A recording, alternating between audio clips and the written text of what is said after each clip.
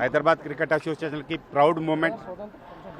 Under-19 world కప్లో రెండోసారి త్రిష ఆడడం, అంతేకాకుండా ఇండియా పేరు పూర్తిగా రెపరెపలాడించేలాగా త్రిష మంచి పర్ఫామ్ చేసి హైదరాబాద్ క్రికెట్ అసోసియేషన్ పేరుని, ఇండియా పేరుని కూడా పైకి తీసుకెళ్లడం, దీంతోపాటు ధృతి కూడా మంచి పర్ఫామ్ చేయడం, వీళ్ళిద్దరు కూడా హైదరాబాద్ క్రికెట్ అసోసియేషన్కి మితాలి తర్వాత వీళ్ళిద్దరు కూడా అంత పేరు తీసుకొస్తారని, వీళ్ళిద్దరికి ఫ్యూచర్ మంచి ఫ్యూచర్ ఉంటుంది.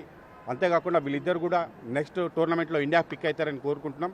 వీళ్ళందరికీ మా అపెక్స్ టీంతో మాట్లాడి వీళ్ళకి నగదు బహుమతి కూడా ఇప్పించడానికి ప్రయత్నం చేస్తాం. అంతేకాకుండా బీసీసీఐ నుంచి కూడా మంచి అప్రిషియేషన్స్ వస్తున్నాయి. నాకు తెలిసి బీసీసీఐ నుంచి కూడా వీళ్ళకి క్యాష్ అమౌంట్ అనౌన్స్ చేస్తున్నారు.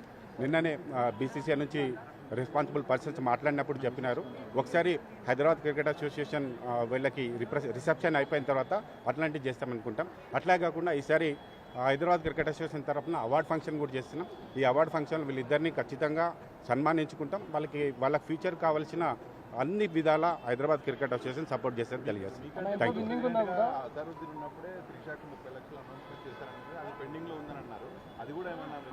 ఖచ్చితంగా పాత పెండింగ్స్ ఏవైతే ఉన్నాయో అన్ని పేమెంట్స్ ఇచ్చేస్తున్నాం. త్రిషకు కూడా ఏదైతే అనౌన్స్ చేసిందో అది అపెక్స్లో మాట్లాడి ఇప్పేయడానికి ప్రయత్నం చేస్తాం. అంతేకాకుండా ఇప్పుడు కూడా అపెక్స్లో మాట్లాడిన తర్వాత త్రిషకి అండ్ ధృతికి కూడా మంచి క్యాష్ అవార్డ్స్ అనౌన్స్ చేయబోతున్నాం.